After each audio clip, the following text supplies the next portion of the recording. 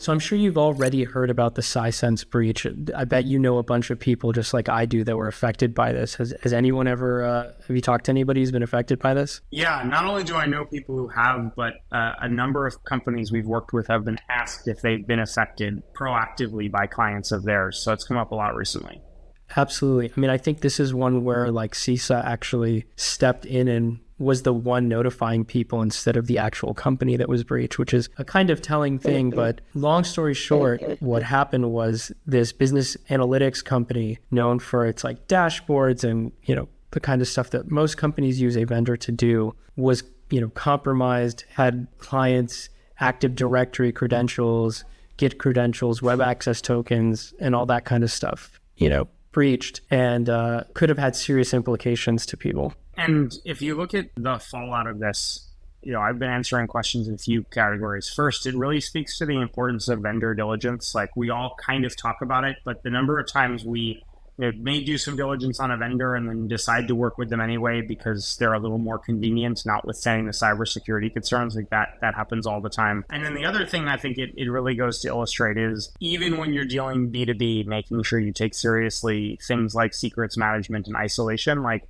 the client of mine who was asked about this, it was fine for them because the information that was exposed through Sisense had no further impact on their business. It was properly firewalled off. I could imagine other companies that may be reusing credentials or access content that then makes this for them as a customer of Sisense a much bigger issue. And that's again where a third-party risk management process comes in. Even in smaller companies then may have you're probably not gonna have a giant procurement department as a small company, but this stuff is still important day to day. Yeah, and I think this is, like you said, for a lot of like small and mid-market companies, often like the first time they've had something that has such widespread impact because they're not actively monitoring, threats in the broader tech ecosystem. And when you have something like this that's so widely used, they're having to deal with all kinds of things like resetting tokens and passwords and notifying customers. What would you say to people who kind of follow up and ask, well, if this data breach is happening to everybody, then why should we worry about it? Don't people just move on and ignore this kind of thing? What do you say to that question? It's an interesting question because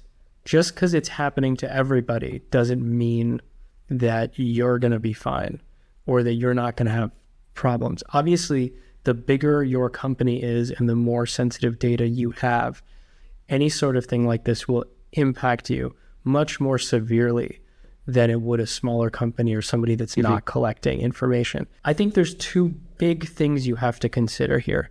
There is the impact to actual data and metadata that's generated from the use of a third-party tool. So like information about our users being sent that are like, analytics and emails and all of that stuff, depending on how deeply you integrate your tool. And then there's the impact to gaining credentials that elsewhere could be used. Like if you can compromise tokens and get access or that sort of thing, you're going to have bigger problems. Like it could affect your actual application or things that you don't even send to this third party. I think the most important and like most basic immediate advice that people should consider here is like you should be collecting the absolute minimum necessary to do your job and to do whatever your business needs to do.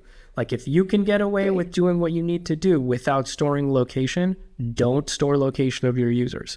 If you need to store location, store it for a temporary amount of time. Get rid of that information. There's absolutely no benefit. And you see people that are not coming from the privacy, security, InfoSec world, they're just like store everything forever as much as possible. And it's like, that is not a good way to do this because when something bad happens, you're going to have an outsized, impact for something that you totally didn't need to store that long. Yeah, that's a good point. I mean, the data you don't store can't be compromised. And similarly, when you think about how you integrate and use third-party services, there are often options of how much data to send to them. I talk to a lot of clients who are going through the process of implementing GDPR, and one of the big questions there is how much can data be either pseudonymized or fully anonymized before it's processed. And clients are frequently surprised by how much it can be before it really impacts anything. And it's a big difference, even if legally it's still customer data, there's a big difference if you need to disclose to your customers that hashes of their email addresses were exposed versus saying that not only were their email addresses, but also their home addresses exposed in plain text. I mean, that's a very different data disclosure notice in those two cases. 100%.